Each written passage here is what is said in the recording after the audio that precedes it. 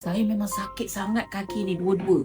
Saya ni YDP PABD 3 buah sekolah. Selalu ada perasmian apa, saya kena naik tangga. Kadang-kadang rasa berdebar nak naik tangga tu. Sebab sakit sangat. Lepas tu nak solat pun agak sukar lah. Ya? Maknanya memang memerlukan untuk saya buat rawatan. Tapi tahun lepas saya agak sedikit gusar sebab saya ni takut dengan jarum. Tapi bila tahun ni 2025 dah sangat sakit, saya pun datang. 2 minggu lalu lah saya datang.